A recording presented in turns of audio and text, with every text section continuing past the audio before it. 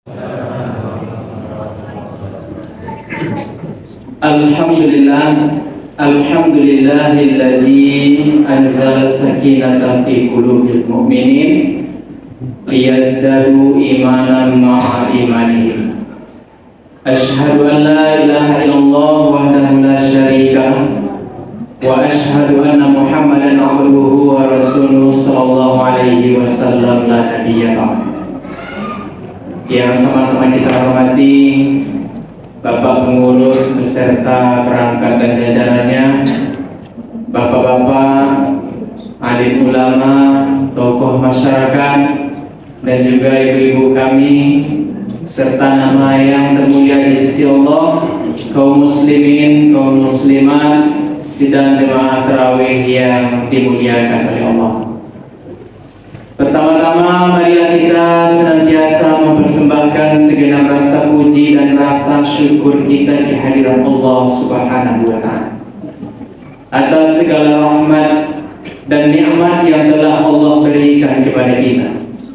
Tentunya dengan nikmat yang begitu luar biasanya, dengan nikmat yang begitu banyak, sehingga dengan banyaknya nikmat yang telah Allah berikan untuk kita takkan pernah mampu untuk menghitungnya. Sebagaimana Allah pun telah mengatakan, "Fa in ta'uddu ni'matallah la tuhsuha." Jika kamu hendak menghitung nikmatku, kata Allah, takkan sangguplah kamu untuk menghitung.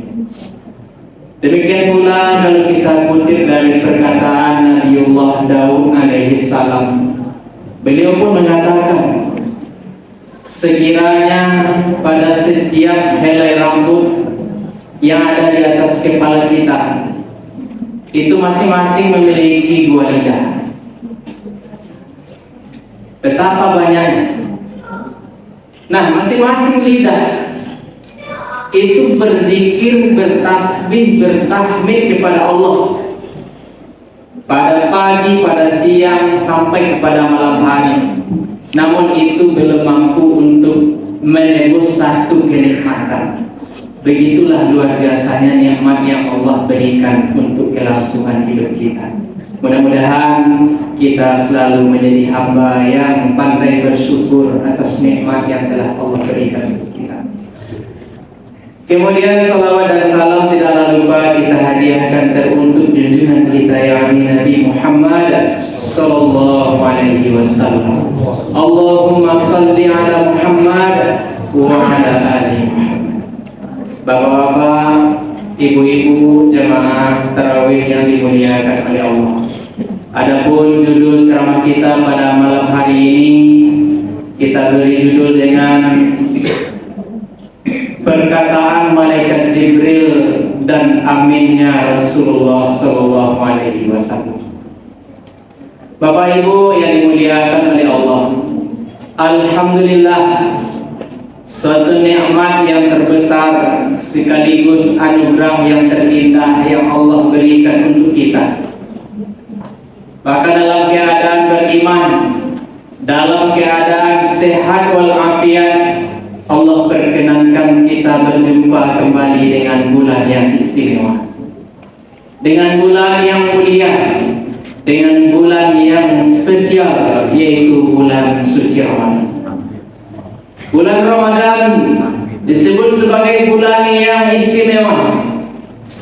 Bahkan dia dijuluki dengan istilah Sayyidus Syuhur, yang artinya penghulu dari sekalian bulan. Keistimewaan itu bisa kita lihat sebagaimana tergambar di dalam sebuah hadis qudsi yang diriwayatkan oleh Imam Al-Bukhari. Allah Subhanahu wa taala berfirman, "Kullu amali ibni Adam lahu illa shiyam, fa innahu li wa ana ajzi." Setiap amalan anak cucu Adam itu adalah miliknya kecuali puasa. Karena puasa itu adalah untukku, milikku kata Allah, dan aku sendiri yang akan memberikan balasannya. Penegasan Allah yang menisbatkan bahwa puasa itu sebagai miliknya dan Allah sendiri yang akan memberikan balasan, itu menjelaskan kepada kita suatu pertanda betapa erat kaitannya antara Ramadan dengan Allah, betapa erat kaitannya antara puasa dengan Allah Subhanahu wa Ta'ala. Tentunya bagi orang-orang yang mengisi bulan Ramadan tersebut dengan amal, dengan ibadah. Bapak Ibu yang dimuliakan oleh Allah Subhanahu wa Ta'ala. Namun berkaitan dengan judul yang kita sampaikan tadi, perkataan malaikat Jibril yang diaminkan oleh Rasulullah sallallahu alaihi wasallam ketika Nabi sallallahu alaihi wasallam hendak menaiki mimbar untuk menyampaikan khutbah. Baru sampai pada anak tangga pertama di mimbar itu beliau berkata amin. Naik lagi pada anak tangga yang kedua, kembali beliau berucap amin. Begitu pada anak tangga yang ketiga beliau kembali menyatakan amin. Setelah selesai menyampaikan khutbah, tentu sahabat yang keheranan tadi bertanya, "Ya Rasulullah, sami'naka taqulu amin salah satu marrat." Kami mendengarkan engkau mengucapkan amin sebanyak 3 kali. Padahal sebelum-sebelumnya tak pernah kami jumpai engkau berkata demikian. Apakah gerangan yang terjadi ya Rasulullah? Dengan pertanyaan sahabat tadi, Nabi SAW menjawab, telah datang kepadaku malaikat Jibril, dan malaikat Jibril itu berkata, bahkan perkataannya itu diaminkan sehingga disebutlah perkataan malaikat Jibril itu dengan doa. Apa kata malaikat? Yang pertama, celakalah seseorang yang masih ada orang tuanya. Yang pertama, celakalah bagi seseorang yang berjumpa dengan bulan Ramadan, tetapi seiring berlalunya bulan Ramadan, dosa-dosanya tidak diampuni oleh Allah. Kemudian yang kedua, celakalah bagi seseorang yang masih ada orang tuanya ataupun salah satu dari orang tuanya masih ada, akan tetapi dengan keberadaan orang tuanya tidak menjadikan itu sebagai jalan yang menuntunnya ke surga. Itu yang dijawab dengan Nabi dengan kata amin. Kemudian yang ketiga, Bapak dan Ibu, celakalah ketika nama engkau dibaca wahai Nabi Muhammad, dia tidak bersalawat atasmu. Jadi Bapak dan Ibu jemaah tarawih yang dimuliakan oleh Allah, kata celaka yang diucapkan oleh malaikat Jibril tadi itu menggambarkan suatu ungkapan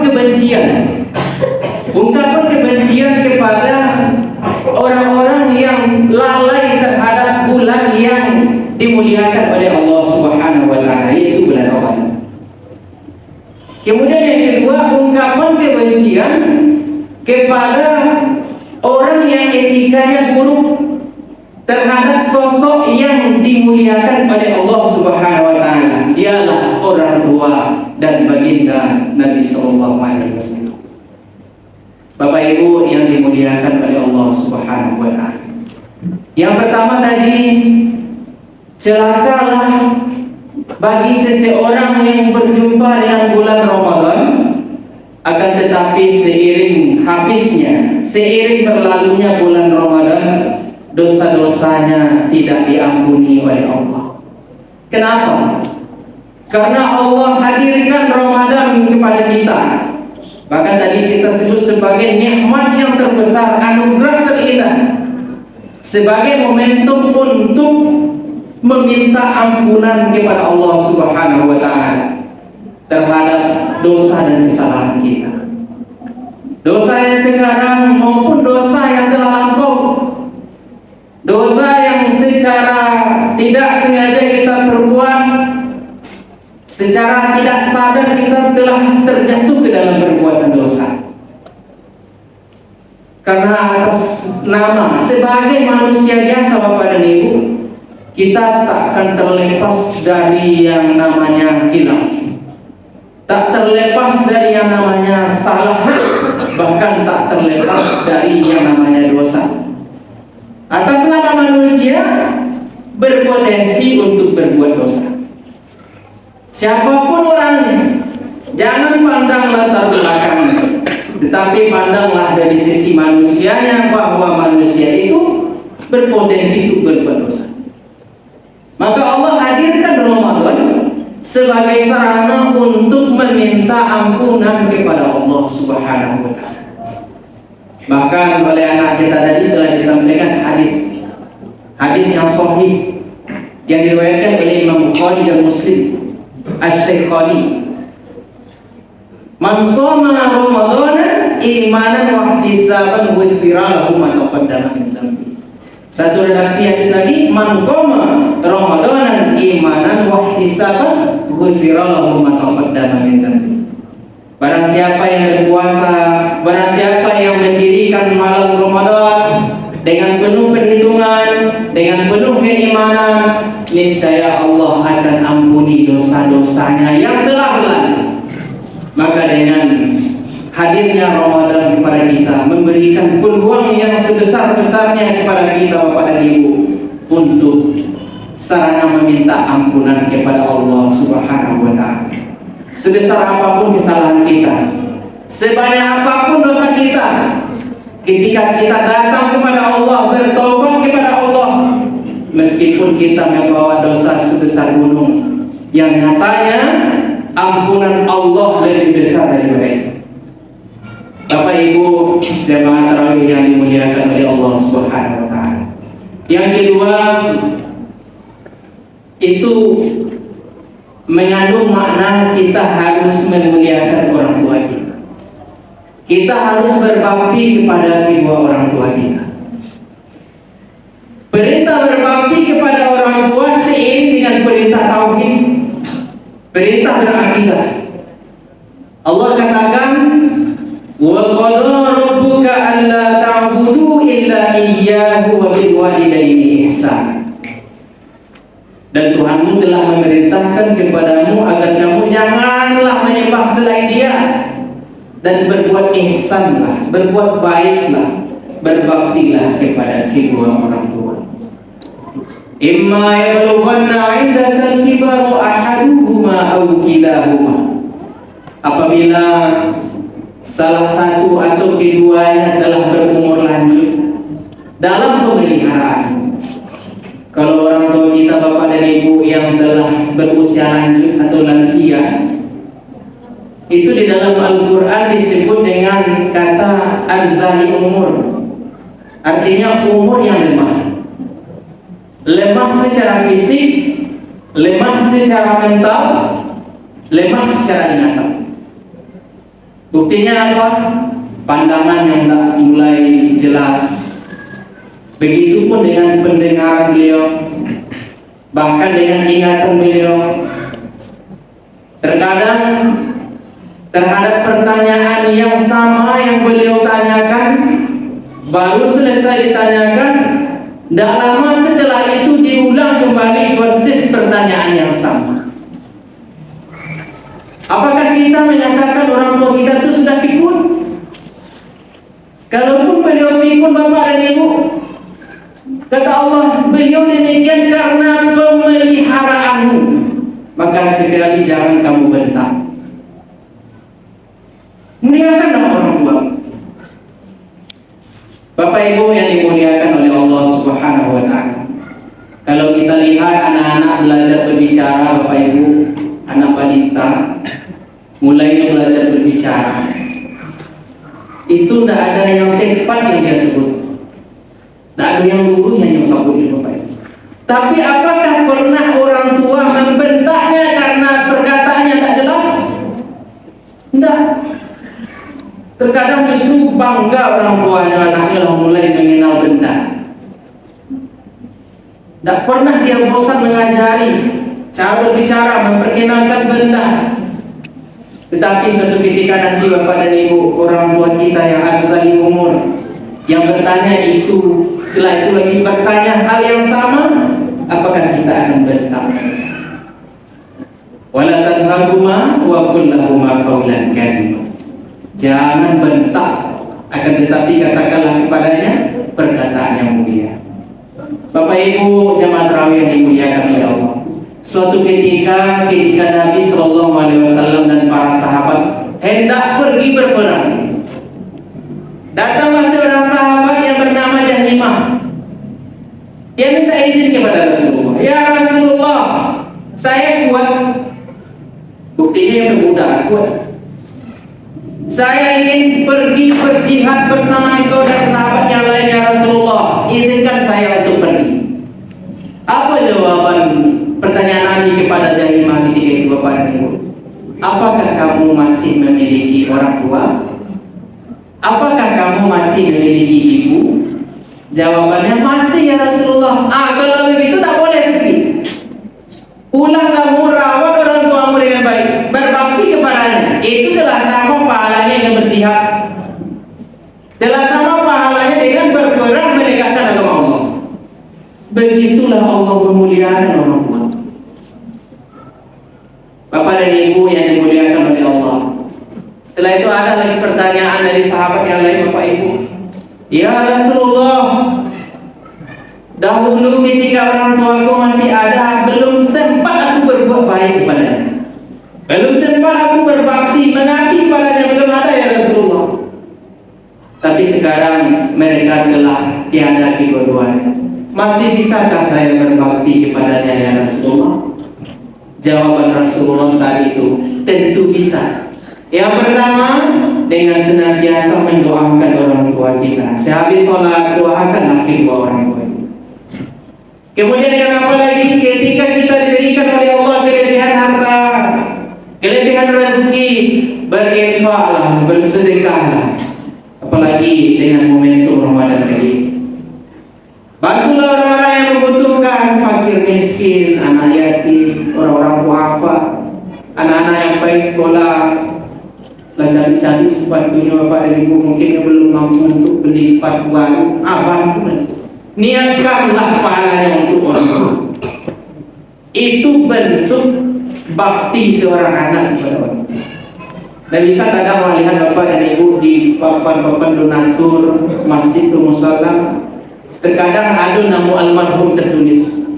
Bahkan sampai di kurban pun ada almarhum yang berkurban. Terkadang ada yang jadi semeeh ke Bapak Ibu.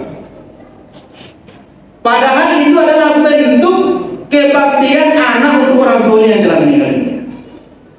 Kemudian yang ketiga, yaitu dengan cara menyambung kembali silaturahim dengan keluarga orang tua kita yang telah meninggal dunia. Dengan adanya kita menyambung kembali silaturahim dengan keluarga orang tua kita yang telah meninggal dunia, mungkin dengan adiknya, dengan sepupu beliau, dengan kakaknya dan lain-lain sebagainya. Itu artinya kita membuktikan bahwa kita berbakti kepada orang tua kita.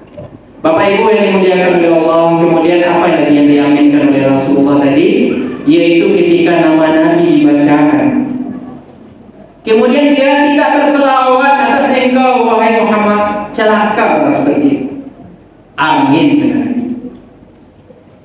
Berarti Bapak dan Ibu, kita harus memperingan lisan kita, memudahkan lisan kita untuk selalu mengucapkan selawat ketika nama Nabi dibaca. Sebab dalam surah Al-Ahzab pun Allah menyebutkan, Innallaha wa malaikatahu yusholluna 'alan nabi ya ayyuhalladzina amanu shollu 'alaihi wa sallimu taslima. Ketika Allah memerintahkan kita sholat, Allah tidak ada sholat. Ketika Allah memerintahkan kita puasa, Allah tidak puasa. Tapi ketika Allah memerintahkan untuk senantiasa berselawat atas Nabi Muhammad SAW, Allah lah yang pertama kali berselawat. Innallaha wa malaikatahu yusholluna. Sesungguhnya Allah dan malaikat berselawat atas Nabi Muhammad. Ya ayyuhalladzina amanu, wahai orang yang beriman, sallu alaihi wa sallimu taslima. Berselawatlah kamu atas Nabi Muhammad, kirimlah salam kehormatan kepadanya. Sebab Bapak dan Ibu, ketika kita meringankan lisan kita untuk senantiasa berselawat atas Nabi Muhammad, maka itu sebagai penolong kita. Pada hari kiamat nanti tidak ada lagi naungan selain nama Allah, tidak ada lagi syafaat selain syafaat Rasulullah, tak ada satupun orang lain yang bisa membantu kita. Itulah nantinya berkat kita berselawat. Lisan kita yang selalu berselawat akan menjadi pembela kita di hari kiamat nanti, Bapak dan Ibu. Jadi itulah ceramah kita pada malam hari ini. Mudah-mudahan ada manfaat serta faedahnya bagi kita bersama. Banyak maaf, wabillahi taufiq wal hidayah. Wassalamualaikum warahmatullahi wabarakatuh.